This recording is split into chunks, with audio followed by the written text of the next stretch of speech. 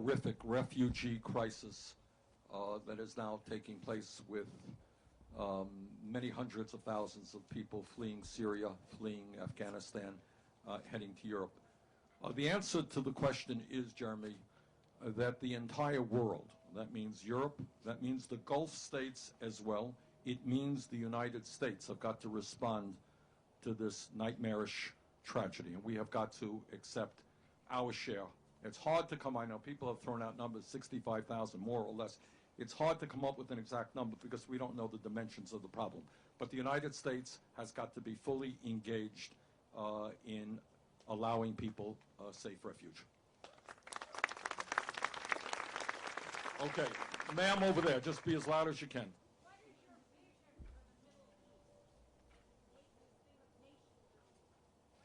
Well, question is, what is my vision for the Middle East and nation building?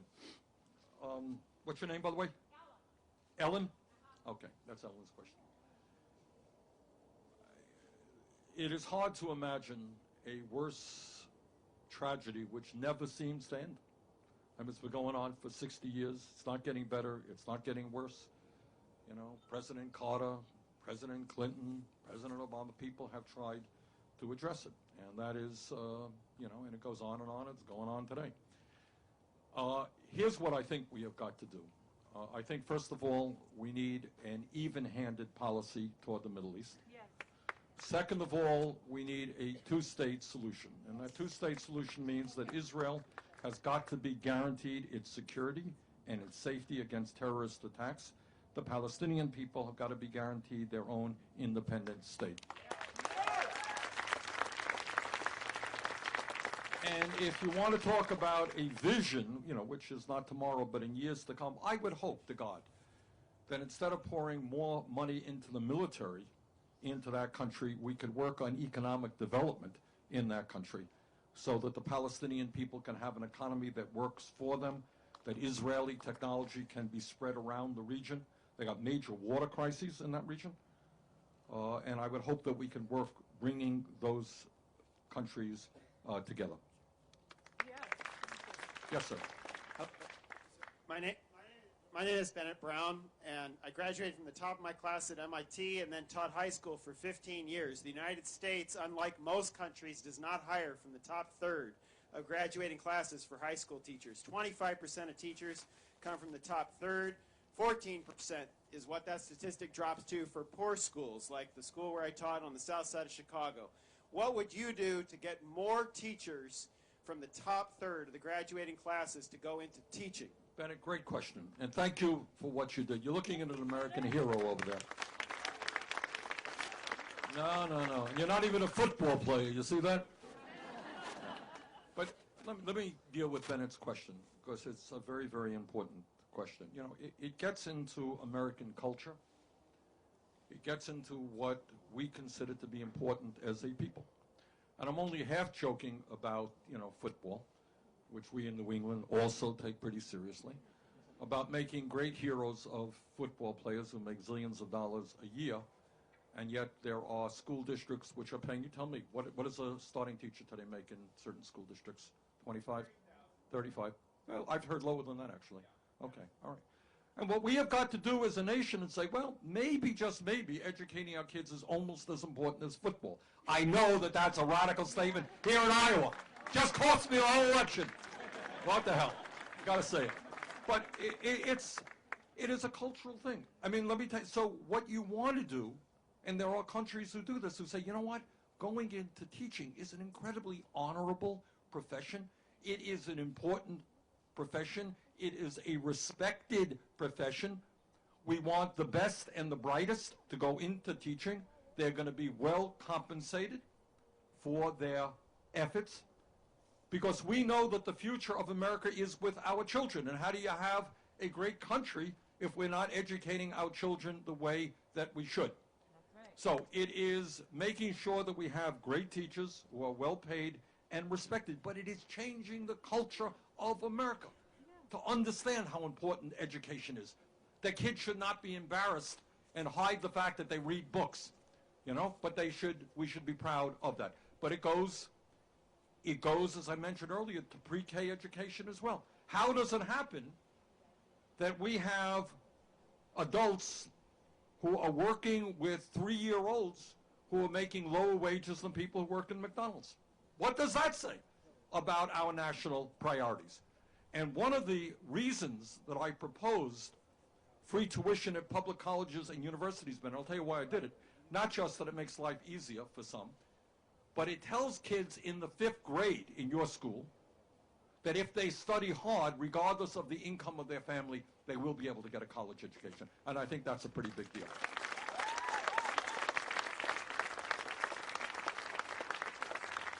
Okay, looks like we have a mic. Where's our mic guy? All right. My name's Bretta DeVore. I'm a registered nurse at the university. What would your issue be in that? What would you do about our governor in that is closing 2 of our mental health facilities? And it's proven that more of our mental health patients are in prison and incarcerated today because of we're moving more and more saying that we're going to support them in the community, but it's not being done. Right. Thank you. Well, you touched on, about a dozen different issues, but let's start off in one. Understanding that we have a major mental health crisis in America. And the solution to that crisis is not to close down facilities. It's to do the very opposite. Now, when we talk about gun violence, and we can talk about that, one of the issues that I always talk about is that in terms of mental health, you got thousands of people today, sadly but truthfully, who are walking the streets of America who are either suicidal or homicidal. And I get some of those calls in my office, as do other members of Congress. And you know what people say? They say, I'm worried about my brother. He may do something terrible to himself or somebody else, and we have been searching frantically for a way to get him some treatment. And we cannot find that. Does that make any sense at all? It does not. So I think we need a revolution in mental health in this country, such that anyone suffering a mental health crisis, regardless of whether they could fill out their insurance forms or whether they have insurance or not, whether they're poor or rich, should be able to get the mental health counseling that they need. Just think about it. Somebody gets into an automobile accident, what happens? They're taken immediately to an emergency room where doctors and nurses do extraordinary work, putting them back together. Got a mental health crisis, you're out there on your own. That does not make a lot of sense. But Kate, if I could, just taking your question a bit further, I want everybody here to know, and I think most of you do, that this is the only major country on earth that does not guarantee health care to all people, whether it is mental health or other types of health. And I think that's an issue that we have got to address. In my view, mental health, all health care is a right of the people, not a privilege.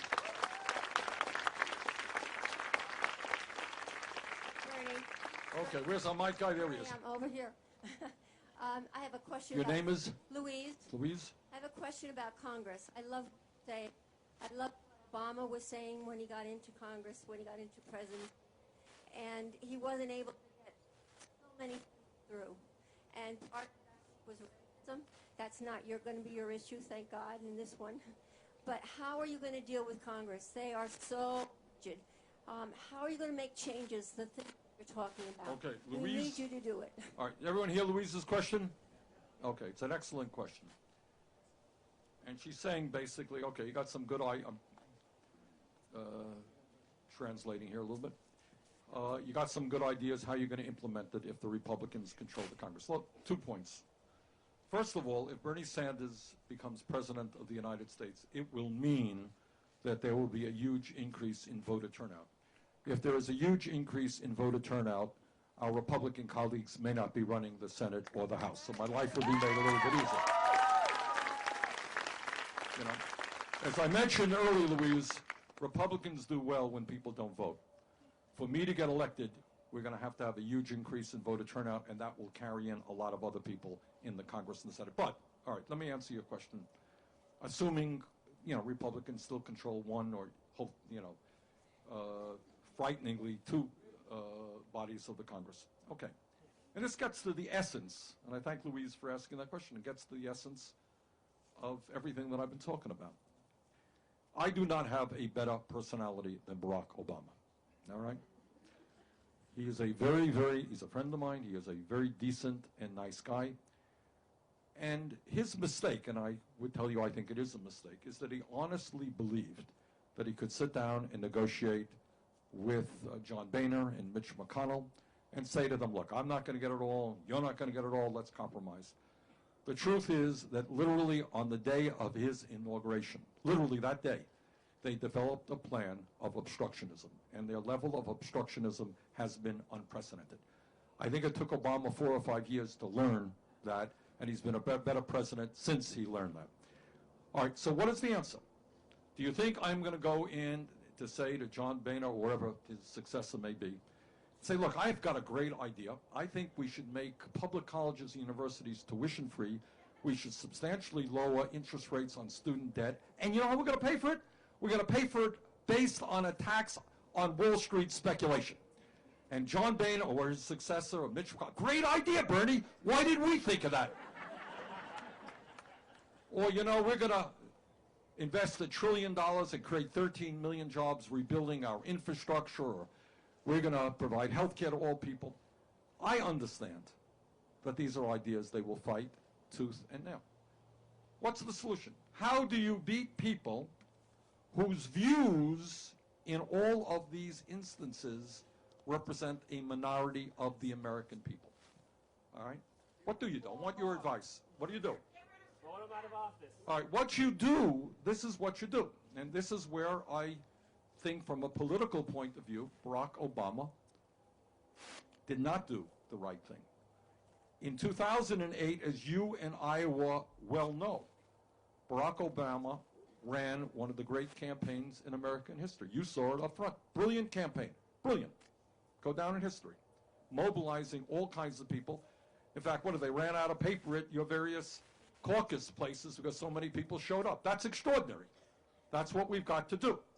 But what Obama did not do is when he got into office, say to the Republicans, you're not negotiating with me. You're negotiating with tens of millions of people.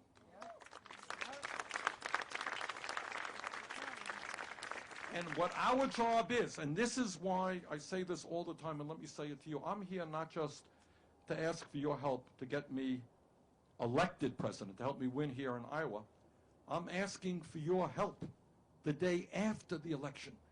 Because unless you are actively involved in the political process, we will not bring about the real changes that we want. So, to answer Louise's question, all right, how do you go forward? What we do is you put an issue before Congress. Let's just use free tuition at public colleges and universities.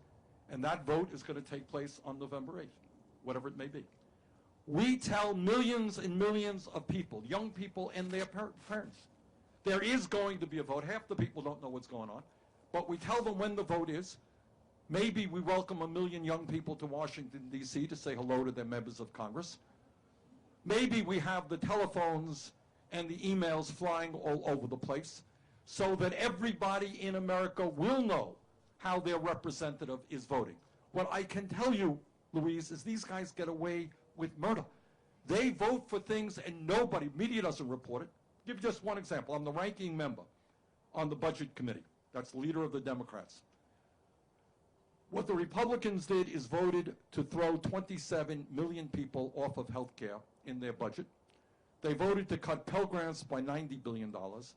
They voted to cut nutrition programs by many, many billions of dollars. And then they voted to give huge tax breaks to the top 0.2%. Louise, do you think anybody in America knows that? Do you think 1% of the media didn't write it? Forgot to write it. All right?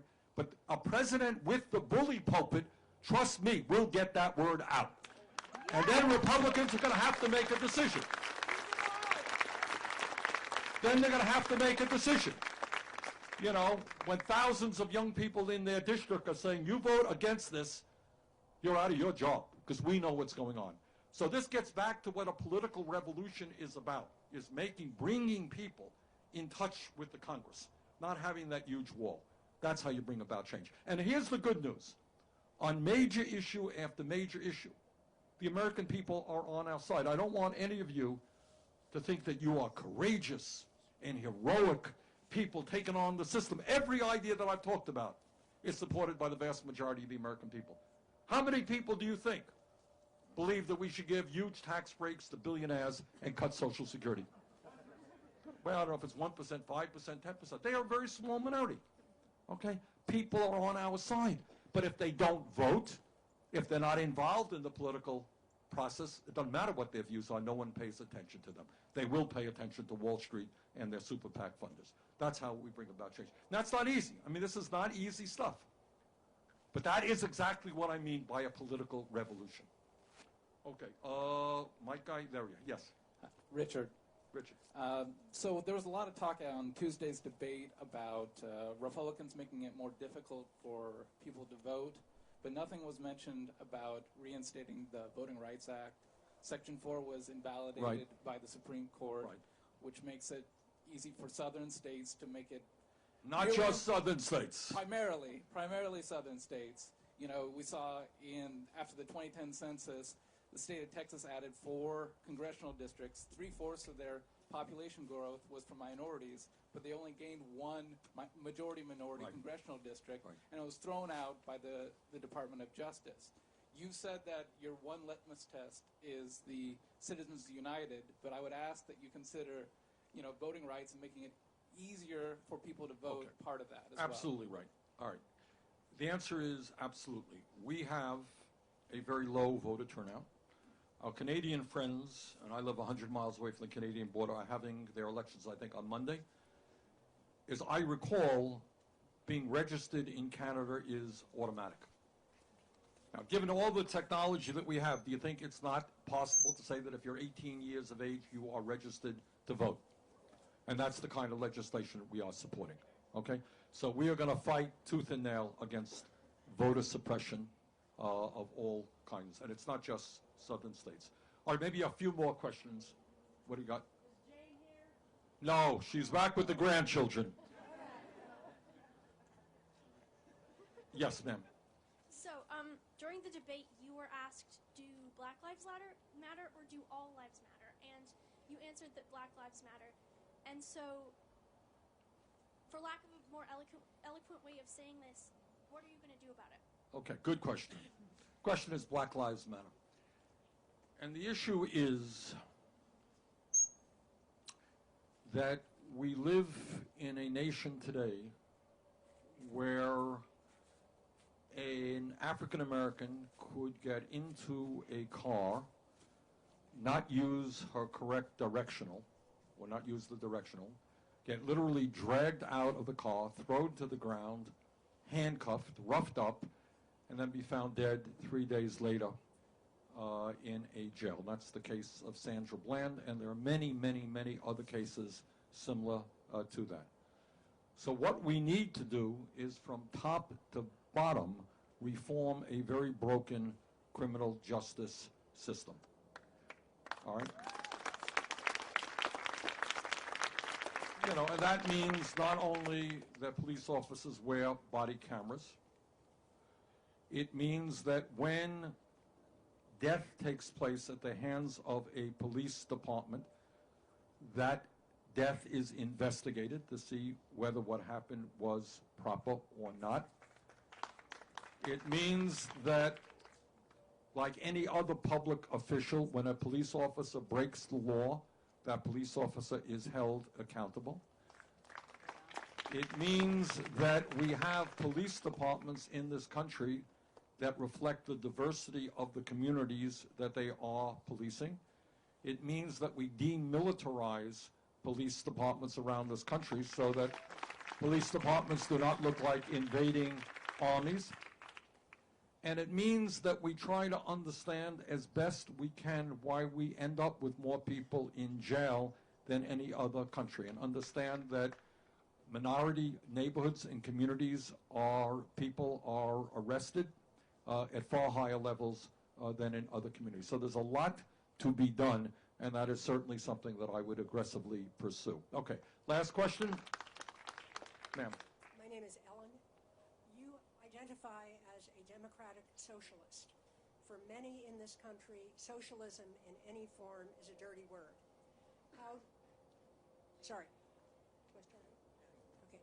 How do you intend to deal with that, especially when if you are the candidate and the Republican smear machine starts saying dirty socialist or equivalent? Everyone hear the question? I identify as a Democratic socialist, and if I become the nominee, the Republican smear campaign will go to work. In fact, what we'll probably do to begin with is hold a major speech in the not-too-distant future defining exactly what I mean by democratic socialism.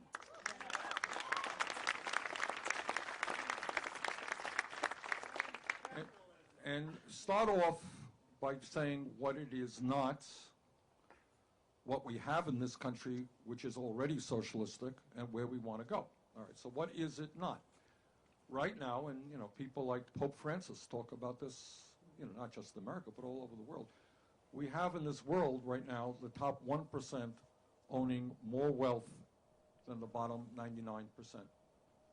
And in America, as I mentioned earlier, we have a casino capitalist society in which you have a handful of people exercising enormous control over our economy and our political life. So to me, democratic socialism means democracy. It means creating a government which represents all of us, not just the wealthiest people in this country, all right? And it means, by the way, significantly increasing voter turnout. Okay? Number two, I will remind the American people that there are socialist programs out there that are some of the most popular programs in America. FDR passed Social Security. It is enormously popular because people understand that elderly people and people with disabilities have a right to live in security, right? Social Security. Lyndon Baines Johnson signed the Medicare program, which is a variation of a single-payer health care system. When you go to your public library and you call your fire department or the police department, what do you think you're calling? These are socialist institutions. But the point to be made is there are many other countries around the world that have gone further than we have. We are the only major country that doesn't provide family and medical paid leave. We are the only major country that doesn't provide health care to all people. Our tax system is extremely regressive.